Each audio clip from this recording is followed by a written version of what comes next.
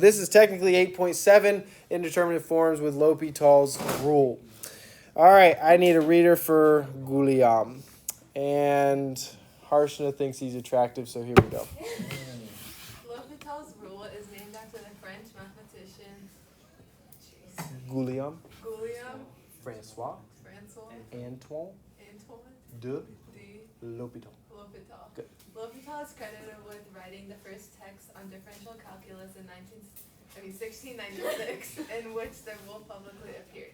It was recently discovered that the rule and its proof were written in a letter from John Bernoulli to L'Hopital. I acknowledge that I owe very much to the bright minds of the Bernoulli brothers and have made free use of their discoveries, said L'Hopital. Love it. All right, so this is what L'Hopital's rule is. All right, when we get into, what are we supposed to do with limits, first of all? What are we supposed to do? Direct substitute. All right, we're supposed to direct substitute in first, every single time. However, sometimes we get indeterminate form. And in AB calculus, a lot of times it'll be 0 over 0 or infinity over infinity. That's called indeterminate form. Remember this? Yes? No? Maybe so? Yes. And when we got this indeterminate form before, we'd either have to factor or rationalize the numerator denominator. Remember doing that? Or we had those fractions. Remember doing all these things? All right? And we had to do those things. Or we had to figure out a little bit from the right, a little bit from the left, graphically or numerically with the table. Remember doing all that stuff with limits? Now, L'Hopital came along and discovered this rule, credited for him, is we can, if we get indeterminate form, and that's an if we get an indeterminate form, we can take the derivative of the numerator and the derivative of the denominator, and then try to substitute in. And guess what? If we get indeterminate form on that thing, guess what we do now?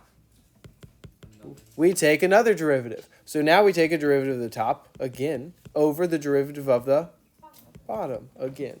All right? And that's what L'Hopital's rule is. All right? Now, on an AP exam, if it's a free response question, we'll do this one at the end. We have to actually do the numerator and denominator separately.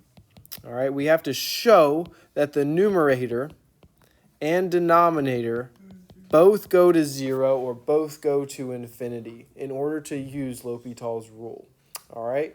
If it's a free response question, we have to show that notation. Here we go.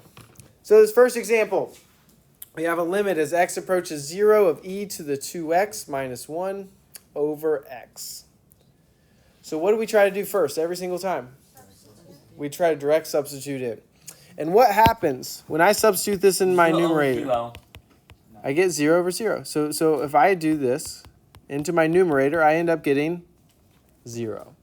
And then if I substitute in 0 into my denominator, I end up getting 0.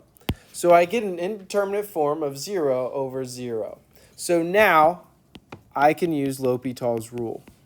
Remember writing MVT and EVT and stuff like that? That was our gang sign. So now we have L'Hopital. I'm going to L'Hopital it. All right, the readers will know what we're talking about here. And so now I take a derivative of the top and the derivative of the bottom. So what's my derivative of my numerator? 2e to the 2x. Over, what's the derivative of my denominator? 1. Now I try to substitute in. So when I substitute in now, I end up getting what? 2. I get 2 over 1, which we call 2. So the limit of my original is 2. Now before, we might try to factor or rationalize or fraction, but none of those can be working on this one. Does that make sense? So we actually had to look at a graph or look at a table, all right, in order to do this problem before. But now, guess what? We have a new tool in our toolbox called L'Hopital. And so now we can take derivative of the top and derivative of the bottom. All right, let's keep moving. So here we go. So now I have a limit as x approaches infinity of natural log x over x. So what do I try to do first every single time? Direct substitute. So now if I have a limit as x approaches infinity of natural log x, what do we get? We get infinity. And what's the derivative, or not derivative? When I substitute infinity into for x, I end up getting what? Infinity. So guess what happens? I get infinity over infinity. So that's an indeterminate form. So guess what I can do now? I'm going to L'Hopital. All right, now I'm going to L'Hopital it. So now I have a limit as x approaches infinity of what's the derivative of natural log x? 1 over x. And what's the derivative of x? 1. So now when I substitute infinity, what do I get? I get 0. I get a number over really big, so I end up with 0.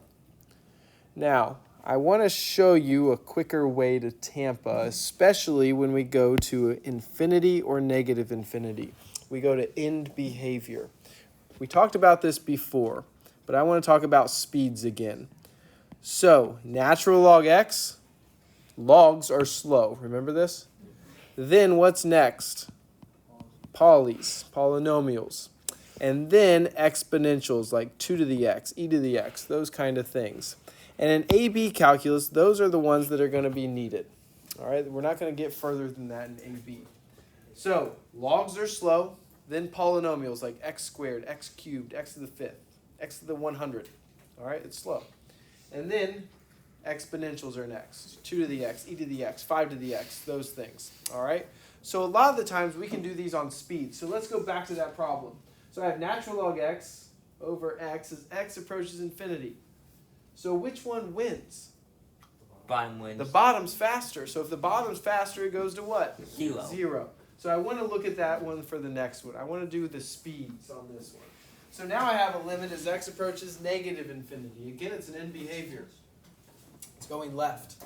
So if I substitute a negative infinity up top, I get what? Infinity. What do I get on the bottom? I get infinity. So I could get indeterminate form. I could L'Hopital it. But I could. I don't want to though. But I want to bottom go quicker. But we know that bottom wins. The bottom wins. So I have an exponential on the bottom and I have a polynomial up top. So who wins? The exponential wins. Yes. Okay, so the bottom wins, so I get to what?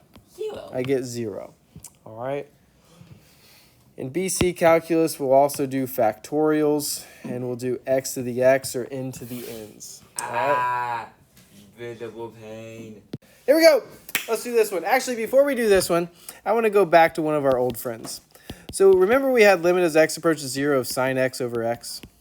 Remember that? And I made you memorize it. We always said it was what? 1. I proved it numerically and graphically, remember? The very beginning of school. All right, I think it was like literally like the second day of school. All right. An approach from both sides, we got to 1. Remember that? And I basically said I can't prove it analytically yet. But now's the time. Now's the time. So what do we try to do first every single time? We try to direct substitute. What do we get? We get 0 over 0. I don't feel like writing it out for numerator and denominator. You cool with that? So now I'm going to L'Hopital it. So what's the derivative of sine? Cosine. Cosine. What's the derivative of x? 1. So now if I substitute in 0, what's the cosine of 0? 1. So now I have 1 over 1, which is 1. So guess what it is? It's 1. All right. Now I can actually prove it analytically now that we know how to take derivatives. All right. And I like to save it to the end. Because did we actually know how to take a derivative at the time I taught you that? No, we didn't. Not yet. All right, let's do this next one. So now I have a limit as x approaches 0 of tangent of 3x over sine of 2x. Well, what do we try to do first every single time? Direct substitute. What's tangent of 0? 0. What's sine of 0? 0. So what should we do? We should L'Hopital. All right. So now, what's the derivative of my numerator? 3 secant squared of 3x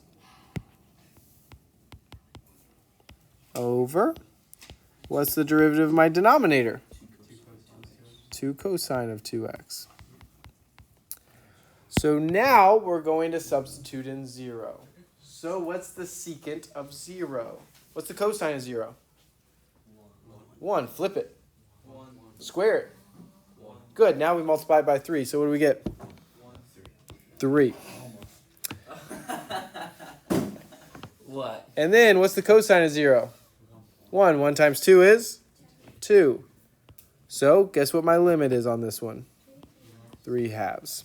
All right. Before L'Hopital, that would be a pain in the butt to do. That problem would be terrible. All right. All right, let's do the next one. So now I have a limit as x approaches -2 of x cubed plus 8 over x plus 2. So on this one, I try to substitute -2. Guess what I get in my numerator? 0. Guess what I get in my denominator? 0. All right. Now, is it always 0 over 0? It will be today. However, is it always? No. All right. So before, we would have to factor that. But who remembers their difference of cubes? Anybody? Anybody? Okay. Yeah, we could do this factoring. However, does anybody remember it? No, probably not. So guess what we get to use? We get to use L'Hopital. All right. So now I take a limit as x approaches -2 of what's my derivative of my numerator? 3x squared over 1. So I end up with what? 12. So my limit of my original is 12. All right, pretty easy.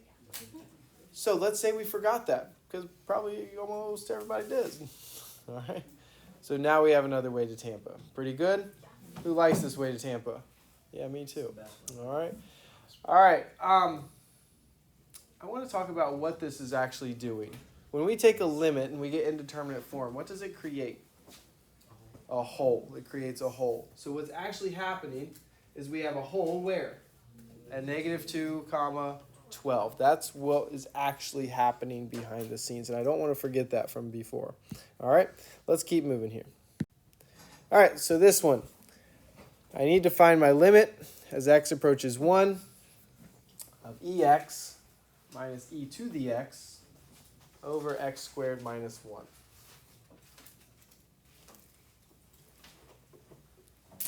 All right, what do I try to do first every single time? Direct substitute. So what do I get in my numerator? I get 0. I get e minus e, right? So I get 0. What do I get in my denominator? 1 minus 1, which is 0. So what rule am I allowed to use now? L'Hopital. Guys, could we even factor this and stuff like that before? No, we can't factor this. We can't rationalize it. If this were without a calculator, which it probably is, we can't do it with a graph. All right, so we have to use L'Hopital. So now we have a limit as x approaches 1. What's the derivative of ex? E. All right, the derivative of ex is e because the derivative of 2x is just what? 2. It's just a constant. And then minus, derivative of e to the x is e to the x over 2x. So now what do I substitute in? 1. So what do I get in my numerator? 0. So we better L'Hopital right now, right? No, because I get 0 over what? I get 0 over 2, which is 0. Guess what some students do? They L'Hopital it again. Because you don't always get 0 over 0. You following me? So make sure we keep substituting in to get those indeterminate forms. All right. I want you to write this one out. So I have conditions. F of 0 equals 1. F prime of 0 equals 1. And F double prime of 0 equals 2. And I need to find the limit as x approaches 0 of f of x minus 1 over sine of 2x minus x squared minus 2x. All right, here we go. So what do we try to do first every single time? Direct substitute. So what do I get? I get f of 0, which is 1 minus 0 minus 1. So I get what up top? I get 0. And then I substitute in 0 on the bottom. So what's sine of 0? 0 minus 0 minus 0. So I get what? 0 over 0. So I'm going to L'Hopital. So now I have a limit as x approaches 0 of, what's my derivative of my numerator? F prime of x minus 1 over What's the derivative sine of 2x? 2 cosine of 2x minus, not at all, minus 2x minus 2. Now, what do I substitute in? 0. So what's f prime of 0? 1. So 1 minus 1 is 0. So I'm ready to L'Hopital, right? Not yet. Now I substitute in 0 in my denominator. So what's cosine of 0? Cosine of 0. 1. So 1 times 2 is 2 minus 0 minus 2. So I end up with 0. So guess what we need to do again? All right. So now I have a limit as x approaches 0 of f double prime over negative 4 sine of 2x minus 2. So now, what is f double prime of 0? 2. Over, what is sine of 0? 0 minus 2, negative 2. So I end up with negative 1. All right, pretty cool. All right, let's do another one. So this is an actual free response question, and we're going to do this one. All right. So dy dx is equal to x squared minus 1/2 y. And we need to find the second derivative first. All right, so when I find a second derivative, I already have a first derivative, so what do I need to do? Take a derivative with respect to who? X. So d2y over dx squared. So what's the derivative of x squared? 2x minus 1/2 what? dy dx. Well, what is dy dx? That thing, right? So we're going to take that and substitute it in. Remember doing this? Awesome. So now we have d2y over dx squared is equal to 2x minus 1/2 times the quantity x squared minus 1/2 y. All right, pretty good on that one? All right, let's skip down to C. That's really where I want to talk about. So I have an initial condition, g of negative 1 equals 2. So we're going to let y equal g of x, and I have an initial condition, g of negative 1 equals 2. And I need to find this limit. So I have a limit as x approaches negative 1 of g of x minus 2 over 3 times the quantity x plus 1 squared. All right, this was a legit AP problem from a few years ago. What should we do first with limits? Direct substitute. So what is g of negative 1? 2. So now I have 2 minus 2, which is 0. And then what's on the bottom?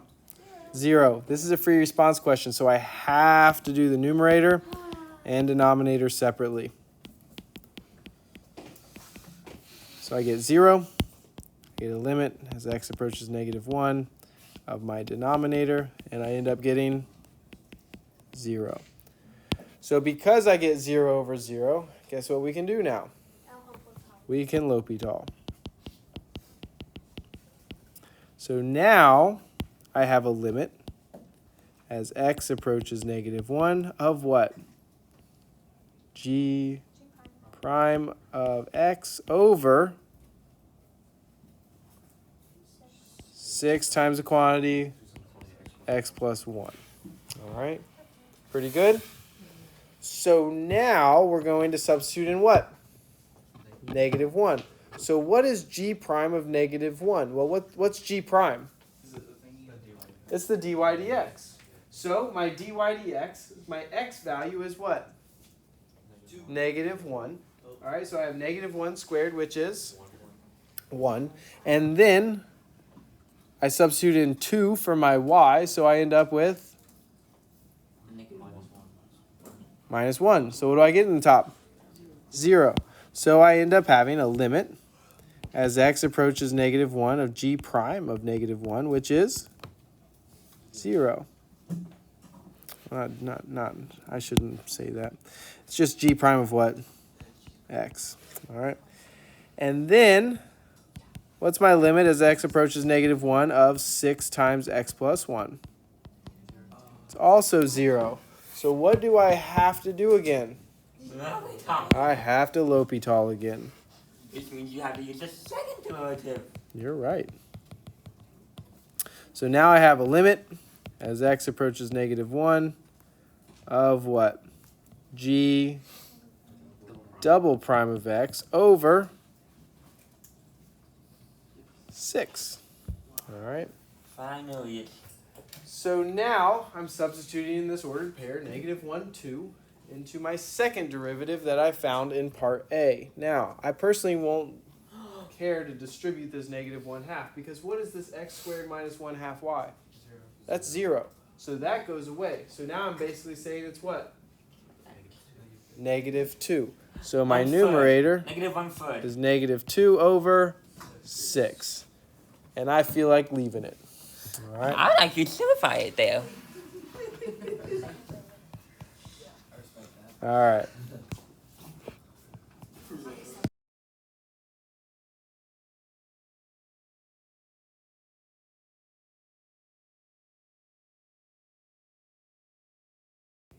Your homework is your L'Hopital circuit. What about the LN? All right. Hey, you messed up on the circuit.